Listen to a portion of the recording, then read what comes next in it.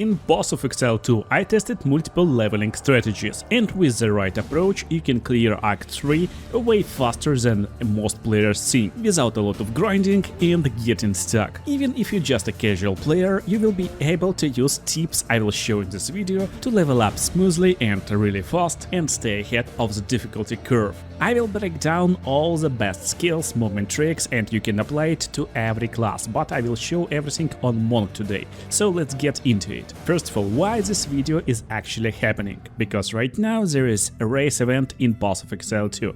A lot of players actually disappointed with it, because there's not a lot of prizes.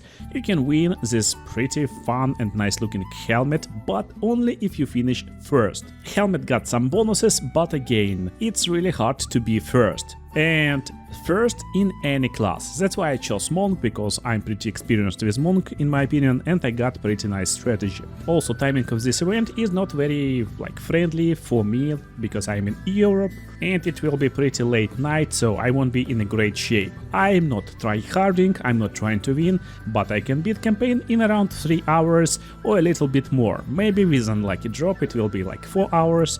We'll see. I'm racing right now, you can check links, what will be my final position, what my position now, so it will be fun. But this video is not about me, it's video for you, to help you optimize your strategies and advance through campaign faster. So if you check internet, you will find that Boss of Exile 2 will take you roughly around 30 hours, maybe a little bit more. And right now we got 3 acts and they are duplicated basically with harder difficulty. We will talk about first 3 acts today, because the goal of this race is to beat Act 3 boss as fast as possible. And developers tell us that it will take you around 25 hours.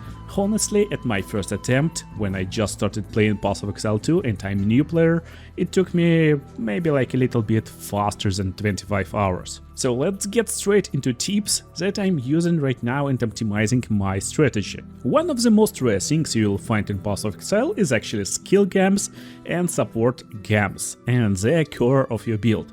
When you optimize your build, when you make your build, you're actually thinking about skills most of the time. Not about classes, but about weapon and skills you will use. Classes themselves is not very important in Boss of Exile. They mostly only determine your starting position on passive skill tree. So some classes is naturally a little bit better, for example with quarterstaff like Monk. But actually you can play quarterstaff ranger or quarterstaff mage pretty easily and get into this part of the skill tree. But again, if you want to actually do campaign faster, you need to think about passive skill tree before you actually start in the game. You need to understand where to go, because it can take loads of time when you're trying to find your perfect passive skill. Anyway, that's self-explanatory, and of course I planned it to have mostly loose and flexible style. So I'm not going only for a projectile or for other types of damage, I'm going for pure damage and attack speed. This helps me to basically not getting too dependent on items I will get, because items is random in Boss of Exile. Also, you will see that I'm playing with the bow, and bow really helps me, because when you're playing as Monk, it's actually pretty hard to get good gear sometimes, and Act 1 can be done really fast when you're playing with quarterstaff and using basic bell combination. I even found my new strategy and I used triple bell setup, so I'm using 3 bell skills at the same time, because they get in combo. Independently you can place 3 bells at the same time and it melts bosses insanely fast. The problem with bell that I found that you need to be in melee range, and from the Act 3 and so on, it's really hard to defeat bosses if you got unlucky rolls on your armor. It's hard to be in melee range, and I decided to try this race with Monk with the bow, because with the bow we can stand in the range, and even with unlucky drops, with unlucky rolls, I can stay in range, it's easier to avoid enemy attacks, and it's easier to progress through the game. Also, it's easier to level up. So if you want to beat campaign faster, if you want to level up faster, basically you want to move. Yeah, that's one of the really big tips. You want to move a lot. You don't want to be stuck, you don't want to stay in one place. You want to move, basically. And with the bow, with damage over time effects, and with other skills that basically hitting enemies from range, you can move and defeat enemies a lot faster, basically because you're moving and defeating them. Also, the great tip is always have some ability to defeat multiple enemies at once. When you want to defeat game faster, when you want to advance faster, you want to actually go and defeat enemies in packs. Don't waste your time on one single enemy, it's not worth it. You want to find packs of enemies, defeat them together, and it will level up you a lot faster and progress to the game faster, basically. Another problem when you're trying to race or beat the campaign faster is maps. Maps are completely random. I decided to test like a lot of different maps in Act 1 especially, and while there is stuff like main objectives, main points of interest, you can call them however you like. For example, in first map, in Clearfell, you will find that you start at the entrance, then you will find on one side of the wall Mud Burrow, on another side of the wall you will most of the time find Abandoned Camp with support gem, and somewhere in the top there will be a boss, and on the far away corner of the map there will be entrance to the Grailwood. But here's the problem, I ran this map like a lot of times, it's pretty random, but points of interests most of the time staying in the same spots. When we go into Grailwood, however, it's completely random stuff. It's just completely random stuff, actually. While I can say like 70% of the time we get in somewhat like similar positions of everything, I can't rely on this information a lot because I got such a weird maps when I just rerolled it a lot of times, when everything not in the place. So you can't rely on this, and there's a lot of random in this game. And today I want to actually like help you defeat the random. So how to defeat the random? You actually play and interact with a lot of randomness, but every time you level up, the shops will have some new loot. And if you're trying to race like me, you don't have a lot of time to actually analyze what's in the shop and how to find the good gear. So here's a good trick. On POE 2DB, Path of Exile 2 database website, you can find modifiers of every type of item. And for example, if we're looking for movement speed modifier in Act 1, we can actually roll only runner's movement speed. Yeah, it's the name of modifier. Runner's boots will be boots with 10% increased movement speed. So that's one of the things we're actually looking for, especially in early game, and later in the game we want movement speed boots. So to like look for this a lot faster, you need to enter Run or Runners into search tab in the shop. And I got this line that's for my shopping in tier 1, basically it's Run, Glint hit, a lot of like flat damage and quality items. So we can buy them, we can destroy them later, we can get item upgrades, we can get a lot of good items by having these lines for shops. And that's basically the lines I'm using in the game for my shopping in tier 1, in tier 2, basically in Act 2, and shopping in Act 3. But when I'm in dire need of good armor, I'm using my armor tier 2 line. You can't enter everything in this shop line, it's limited, so I got different lines for armor and for my like damaging stuff, and you can easily use them to quickly find good items, and shop items in most of my runs is really beneficial for us. I actually made like 10 runs already, it's not like super crazy, but yeah, I did 10 runs. The best one was around like 3.2 hours, and whole run was done with shop items, so I got no good rolls, but shop items was pretty crazy actually. So all these tips and tricks is really helpful and useful. Now let's jump straight into the beginning of one of my runs. This is my worst run and it took me 4 hours. There was a lot of testing, but here I will show you the best tips and tricks and actual walkthrough how to do it really fast. So first of all, when you start the game, you want to turn off your loot filter and play with it till level 5. You want to get as much loot as possible most of the time, because most valuable resource right now is your gold. There's no gold in the game. So what I'm testing right now in this run is actually how much loot we can get from the early zombies. And in reality, from the most enemies you won't get any good loot. The best loot you will get when you just level up, when you advance through the game, and You just don't need to destroy all the enemies you see, just ignore them. Just ignore enemies and that will be the fastest way you can go. Still, you need to level up from time to time, but if you watched my fastest leveling in Path of Exile 2 video and you understand how leveling works, you will know this little trick. Basically, you don't need to play in area that you're playing right now. The fastest leveling will be in areas that 2-3 levels ahead of your own level. That's why, again, ignore some enemies, just go forward, and then, if you're just casually playing, just repeat next areas a few times. Don't farm in the first areas. And I'm not meaning exactly this area, first boss, first monsters, first zombies. Every time you just go into Act 2, don't stay in the first area, try to advance and then get some loot. Now let's quickly discuss beginning of the game. At the beginning, every class will gain his main weapon, technically Monk will get this quarterstaff, and also one skill. But then you completely free to equip everything you want. So I'm starting the game with a bow actually. And the game starting when you enter Clearfell encampment, technically, and you speak with Renly. He will give you one more skill gem, so you instantly can swap your weapon and use another skill gem for your different strategy. And this strategy that I'm using right now will work for any class. This is two best skills that you can use to advance through the beginning of the game pretty smoothly and really fast. But this game I will craft another skill just to test something up. Again, I'm trying to craft lightning arrow because I want to start with the bow and try to compare, is it faster to play with the bow first or with quarterstaff? The real answer is with quarterstaff. So if you're playing as monk, start the game with quarterstaff and take your ice long range strike first. That's the best skill you can get. But with any class, when you go over here, you want to craft your next first skill, and it's ice bomb. You will find skill gem over here in abandoned camp in the first area of Clearfell.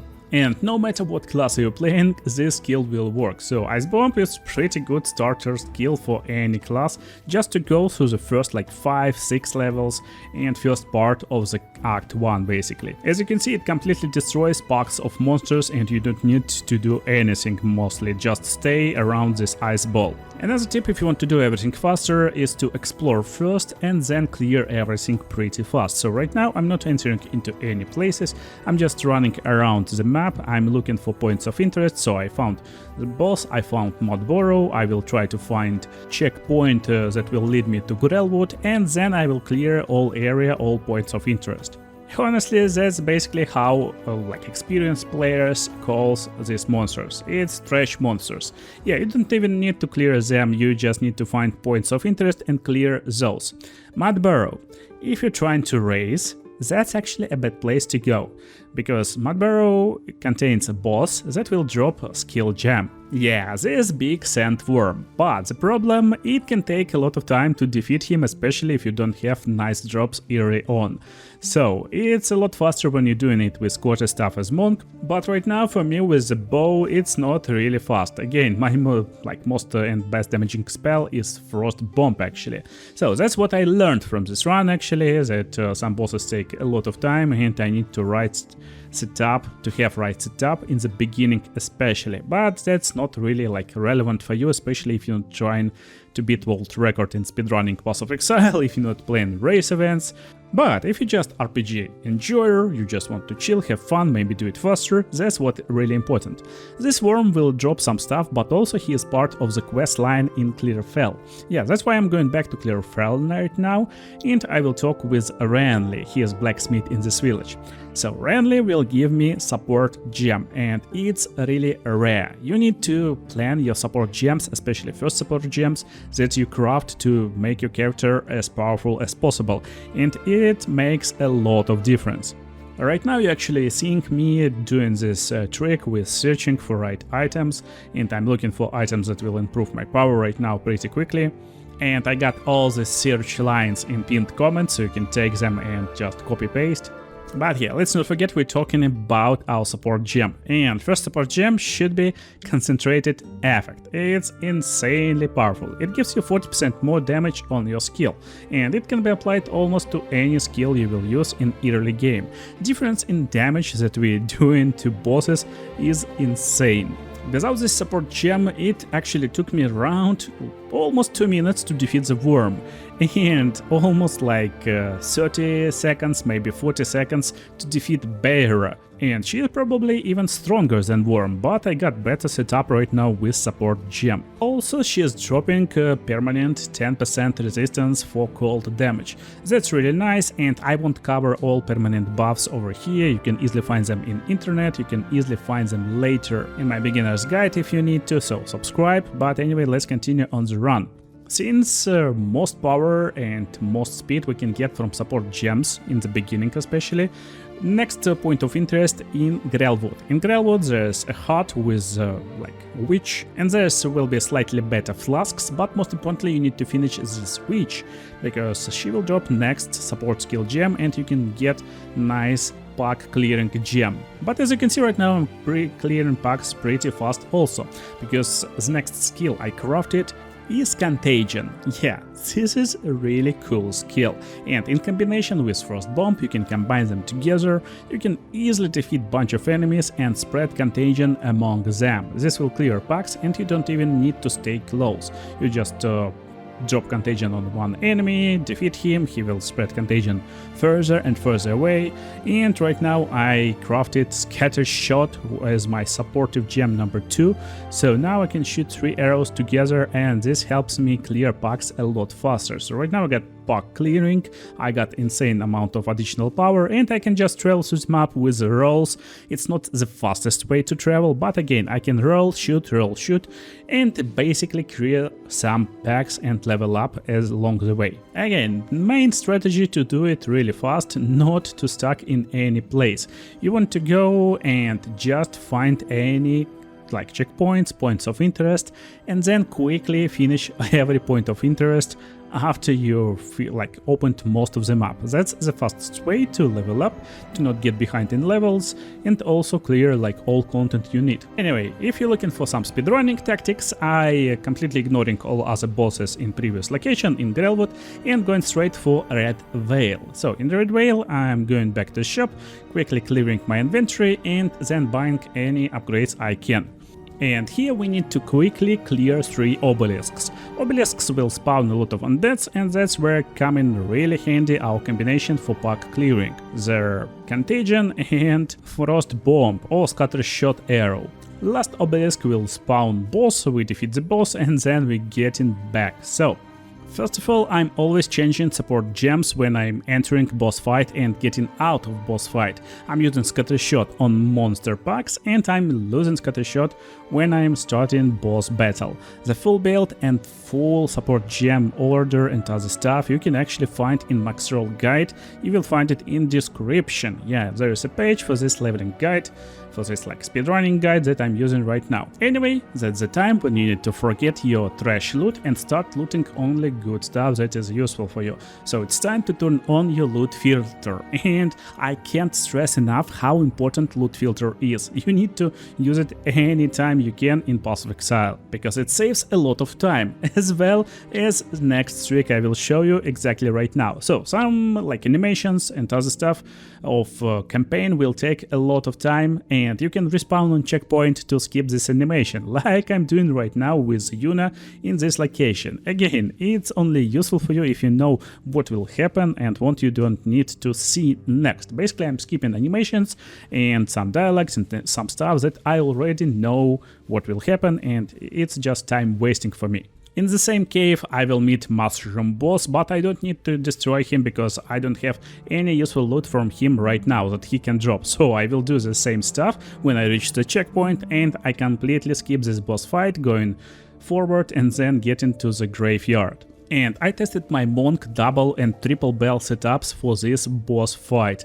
Actually, Stormcaller Arrow is insanely fast in defeating bosses and pretty stable. That's why I'm using this exact build for the Monk right now. Also, you can level up with this build pretty easily as ranger and probably even as warrior. I haven't tried, but with warrior there's a lot faster ways to level up, but again, if you like to use a bow, if you like to stay safe, be stable, that's one of the ways you can actually level up with any class, almost any class, especially first part of the campaign. Later, after level 40, it will be harder, of course, but in the beginning you can easily use this style. Going forward in Act 1, there's actually not a lot of other tips and tricks. Again, we're just mostly moving forward with the right build that can clear monsters in like packs, and we're just doing 1 or 2 skills to do it. And if you got built like this, there's any class can have build that can clear packs pretty fast, and that's everything you need to actually defeat campaign. And now one more time why I picked monk with bow instead of monk with quarterstaff. Quarterstaff can be a little bit better in defeating bosses, but again, as I told you, I'm looking for a really stable way to go through campaign. Sometime when you just play normally with quarterstaff in beginning, you won't have really good quarterstaff. When you just need it, you need to upgrade it. And what I noticed in Act 2, there's a lot of crackling quarterstaffs. They just don't work. They pretty awful, and if you got nice quarterstaff from Act 1, you won't be able to find really good quarterstaff in Act 2. That's from my experience at least. I wonder how other people will speedrun it, so we will definitely check it out. Make sure to leave a comment if you're interested in my analysis of some other speedruns of people who can do it a lot faster, for example. But if you're using a bow, just go to the first shopkeeper in Act 2 over here, and she will sell really nice bows that we can instantly upgrade our Act 1 bow. I will always start with cat, because there's a lot of extra points for us to increase the power of our build and a lot of useful stuff over here. Then I like to clear Mastodon Badlands with bosses and not actually stress out a lot over here. Mostly I'm skipping all enemies and trying to do it as fast as possible, finishing with Valley of Titans, of course. And honestly, you won't find a lot of really useful stuff until the end of Act 2. That's where you should be around level 30 actually, but when you're speedrunning like me, you can be under-leveled pretty much, so I'm like level 25 or 26 right now. And the most important upgrade for you in Act 2 is at level 28. That's where the shopkeeper will update her shop and it will start spawning double arrow bows or something like this, dual string bow probably. With this bow you can easily go to Act 3 and clear everything. Just don't forget, before you advance to the first city of Act 3, try to find these 2 guys in the swamp area. So after defeating these 2 guys, you can open the basket.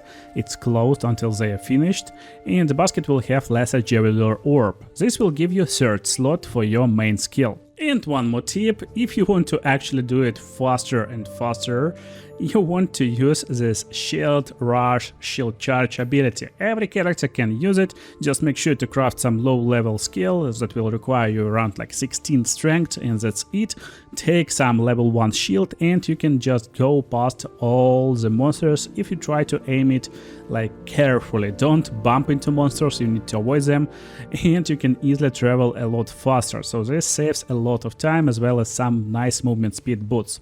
Also, you can make Lip Slam ability, but as you can see, I'm playing on controller. It's hard to use Lip Slam as a traveling ability on controller, and I'm not stressing too much about it. I'm just playing and having fun, and that's what you need to do in Path of Exile too. You need to play and have fun. If you want to have more fun and enjoyment of the game, make sure to subscribe and watch other cool videos on the screen right now, and see you there.